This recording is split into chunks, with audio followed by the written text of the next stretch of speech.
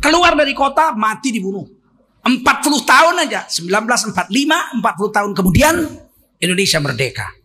Belanda itu hanya menjajah Aceh 40 tahun, itu pun cuma di kota.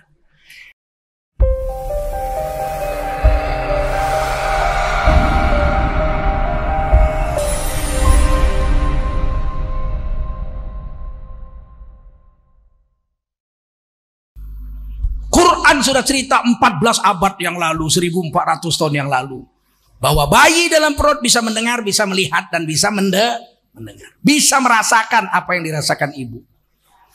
Makanya dalam Islam sudah ratusan tahun diajari. Kalau ada perempuan hamil, bapaknya sama ibunya ngomong, "Dok, sing ape uripmu, kue saiki bunting," gitu ya. Itu bahasa Jawa Medan, bahasa Jawa Medan. Kalau bahasa sini apa namanya? Kowe hamil itu apa? Kowe saiki meteng. Anakmu iku yo mbok hati-hati, mbok ingu sing apik. Diopeni, open bahasa Inggris. Dijogo anakmu iku, aja meso-meso. Aja macem-macem. Ben anakmu iku nek lahir kok dadi wong saleh. Begitu perintah bapak-bapak kita, ibu-ibu kita. Zikir sing akeh, baca Quran, salat sunat, biar anakmu jadi orang soleh. Ternyata orang dulu ratusan tahun yang lalu sudah tahu bahwa bayi dalam perut bisa mendengar.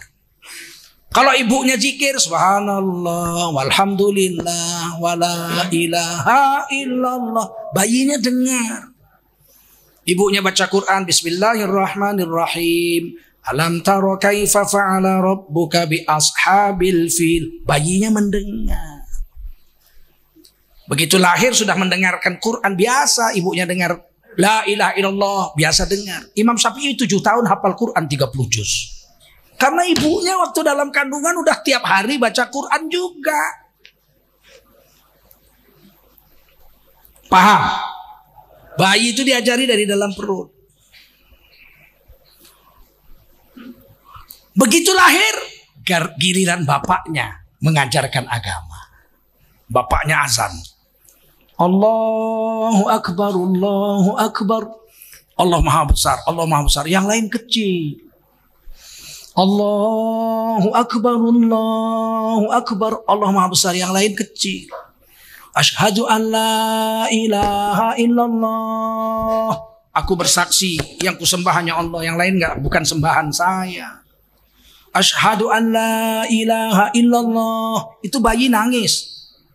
Sebab dia udah biasa dengar dalam rahim apa yang dibaca ibunya dalam sholat dan sebagainya. Asyhadu anna Muhammadar Rasulullah. Aku bersaksi Rasul yang kuikut ajarannya hanya Nabi Muhammad. Hayya 'alas shalah. Mari nak, di dunia ini kita sholat. Di kubur nggak perlu sholat, di padang mahsyar nggak perlu sholat, di surga nggak perlu sholat. Hayya 'alal falah. Nah, untuk mencapai kesuksesan di kubur, kesuksesan di padang mahsyar, kesuksesan di surga adalah di dunia inilah kita berusaha menanamnya. Di kubur nunggu panen, di akhirat tinggal metik panennya. Allahu Akbar, Allahu Akbar. Allah Maha Besar, yang lain kecil. La ilaha illallah. Tiada sesembahan kecuali Allah. Diajari baru lahir. Ada orang bilang, alah gak usah diajarkan. Hadisnya hasan soheh. Tapi kan bayi kalau baru lahir gak dengar. Siapa bilang? Sedangkan dalam perut dengar, apalagi sudah lahir. Sekarang saya tanya bapak-bapak, bayi baru lahir sudah mendengar belum? Sudah belum? Mana buktinya? Buktinya kalau pintu kamarnya kita banting, dia kaget. Betul nggak? Kalau dia budek kan banting, diam aja. Kalau kamarnya dibanting, pintunya dia kaget, berarti dia mendengar. Siapa bilang nggak dengar? Ya tapi kan belum ngerti dia bahasa Arab. Hehehe. Kita bukan ngajari akalnya, kita ngajari rohnya. Rohnya. Kita ini di alam roh dikumpulin. Ditanya sama Allah, alastu bi rabbikum?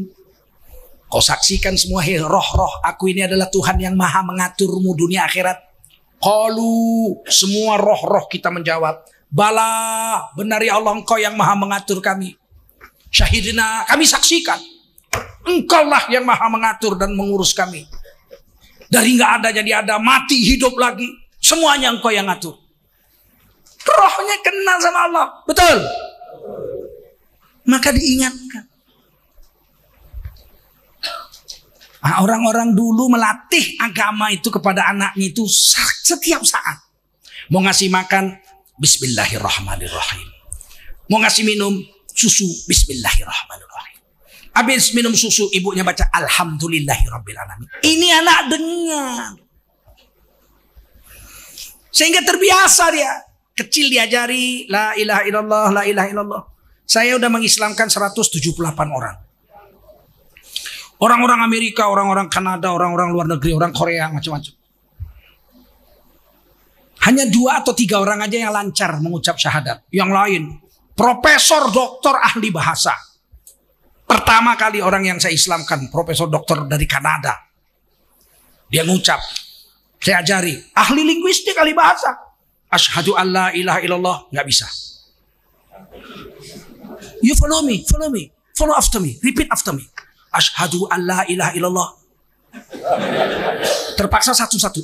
Asyhadu Allah ilaha illallah ilallah. Bukan ilallah illallah ilallah. Illallah ilallah. Enggak gampang kalimat itu. Kita mudah mengucapkannya karena dari kecil kita sudah dengar, dari dalam perut kita sudah dengar.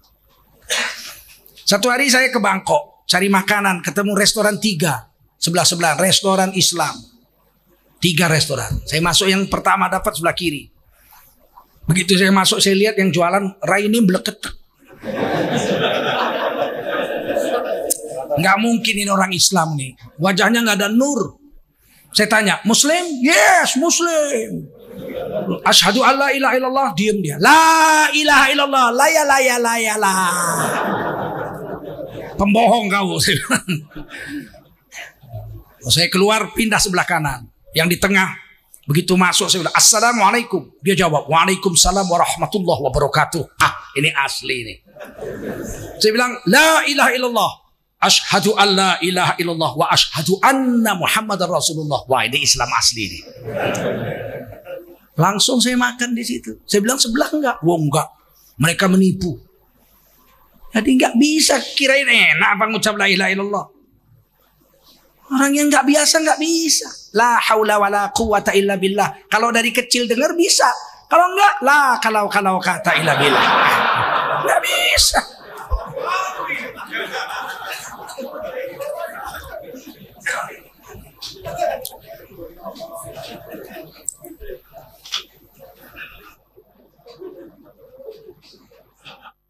Begitu besar sedikit.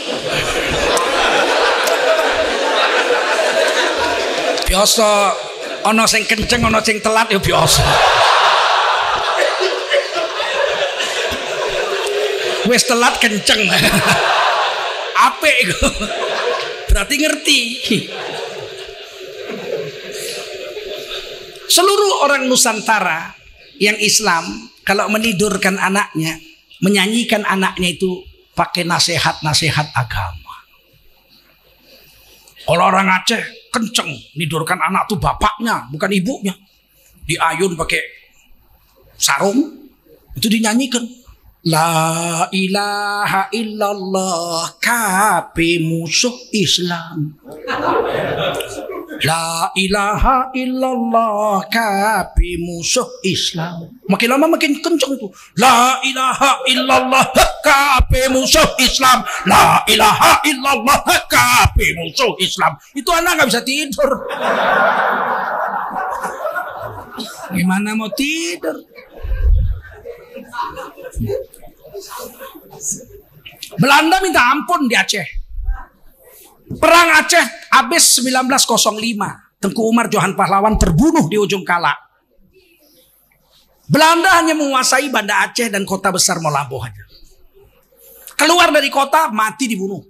40 tahun aja, 1945, 40 tahun kemudian Indonesia merdeka. Belanda itu hanya menjajah Aceh 40 tahun, itu pun cuma di kota. Keluar dari kota, orang Aceh itu senjatanya namanya rencong. Cuman sejengkal aja, bengkok begini, masukin dalam sarung. Rencongnya itu dikasih gagangnya, ada gagangnya. Dikasih itu racun ular kobra. Jualan pisang, jumpa Belanda. Saya mau beli pisang, encut, udah mati. Mati kue. Sampai Belanda bilang Aceh pongo, Aceh gila, karena nggak mau taat, nggak mau tunduk. Biar laki-laki, biar perempuan bawa rencong. Jumpa Belanda, kita mau beli ini ya, beli apa ya? Beli ikan 1 kilo berapa? Ya 1 kilo 2 rupiah. Oh ya, ini pas ambil cekuk. Minta ampun Belanda di Aceh. Karena apa? Dari kecil sudah dinyanyikan La ilaha illallah, KP musuh Islam. Aman.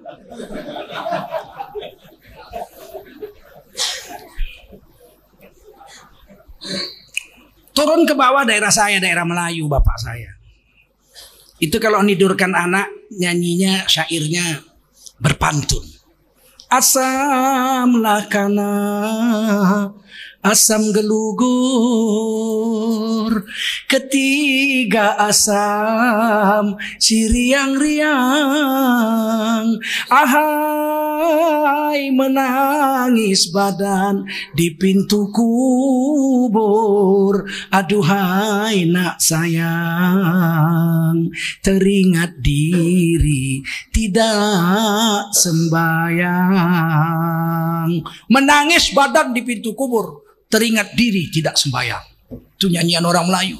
Sepohon kayu daunnya rimbun, lebat bunganya serta buahnya. Walaupun hidup 1000 tahun tapi tak sholat, apa gunanya?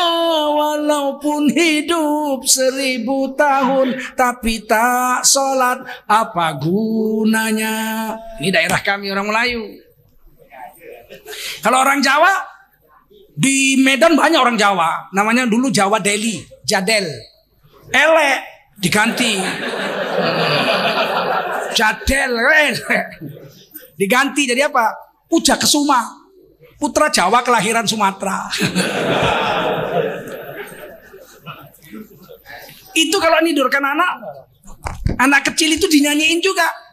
Nyanyinya tak lelo lelo legum, tak lelo lelo lelo legum, ono lampu orang duwe semprong,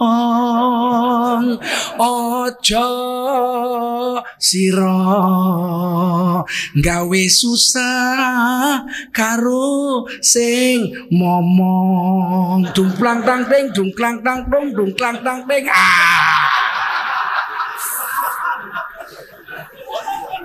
Itu dari kecil diajarin agama.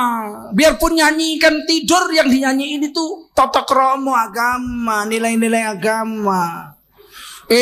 Mulai masuk budaya-budaya barat, mulai masuk budaya-budaya penjajah, tukar nyanyinya. Orang Jawa nggak tak lelo lagi, nidurkan anak nyanyinya tukar. Ono ketek ireng gegere, wis tuwek kok meteng wae. Aduh, anak kecil diajari ketek meteng. Ini mulai rusak. Orang Melayu pun nyanyinya udah tukar. Aku tak mau jikalau aku di madu, pulangkan saja ke rumah orang tuaku. Rusak nih anak-anak. Makin kemari makin rusak. Nyanyinya apa? Aku tak biasa. Waduh.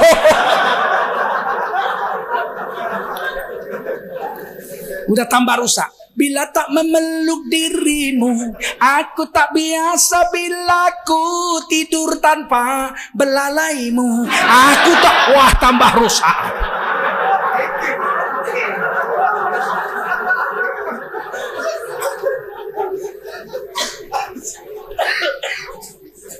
Nggak ada jalan lain. Kita harus kembali ke agama, betul? Harus kembali ke agama. Nggak ada ceritanya. Sebab yang dibawa mati masuk kubur itu apa? Agama.